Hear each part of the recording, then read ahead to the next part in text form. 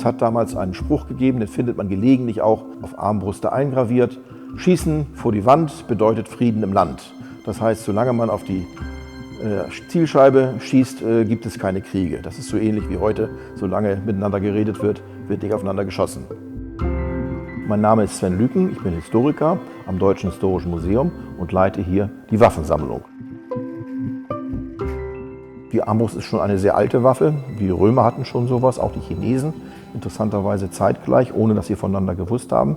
Dann entsteht eine Lücke. Im Verlauf des frühen Mittelalters und des hohen Mittelalters gibt es keine Armbrust. Die wird dann quasi wiederentdeckt im 12. Jahrhundert und wird zunächst als unritterliche Waffe verboten, weil sie ja eine gewisse Hinterhältigkeit impliziert, weil es eine Waffe ist, mit der man warten kann, bis sich ein Schussfeld ergibt. Sie brauchen ein Handwerk, das so eine Armbrust herstellt. Das ist nur möglich in großen Städten, wo man verschiedene Berufe zusammenführen kann. Die Bogenmacher sind ganz andere Leute als die Säule der Armbrust gebaut haben. Dann gibt es Leute, die sind Spezialisten für die Sehne. Das setzt eine gewisse Investition im Vorfeld voraus, die man bei einem Bogen beispielsweise nicht hat. Diese Armbrust besteht im Wesentlichen aus 3 Teilen. Das ist die Säule aus Holz, das Mittelstück hier. Dann angesetzt der Stahlbogen, das war damals sehr modern. Stahlbogen-Armbrüste entstehen erst im späten 15. Jahrhundert. Und die Sehne, die aus organischen Materialien hergestellt ist, um Flexibilität und Stabilität zu verbinden.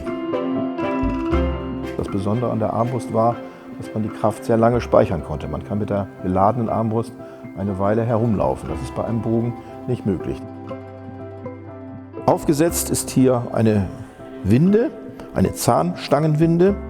Hier ist hinten ein Räderwerk aus Zahnrädern, wo die Kraft umgesetzt wird, auf eine Zahnstange geleitet wird. Und hier mit dieser Kralle kann man dann diese Kraft an die Sehne bringen und die Sehne hier hinten zurückziehen, hinter die sogenannte Nuss, um die Kraft hier dann zu halten.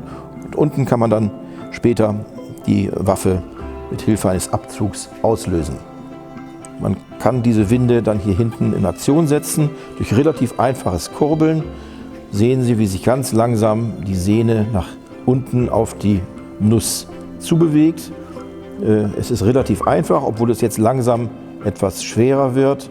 Je näher man der Nuss kommt und je mehr Kraft man aufwendet.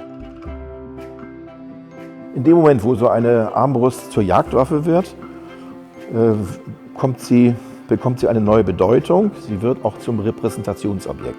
Jagen durften in historischer Zeit nur Adlige und Fürsten und die waren auch in der Lage, entsprechenden Aufwand zu betreiben. Die hatten ihre Armbrusthersteller an der Hand und konnten die beauftragen, die Armbrust zu schmücken, mit Geschichten zu versehen, mit Darstellungen, die ihnen wichtig waren, beispielsweise.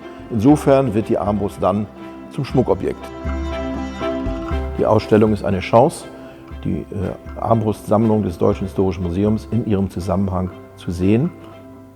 Denn in der Dauerausstellung zeigen wir nur einige wenige Stücke.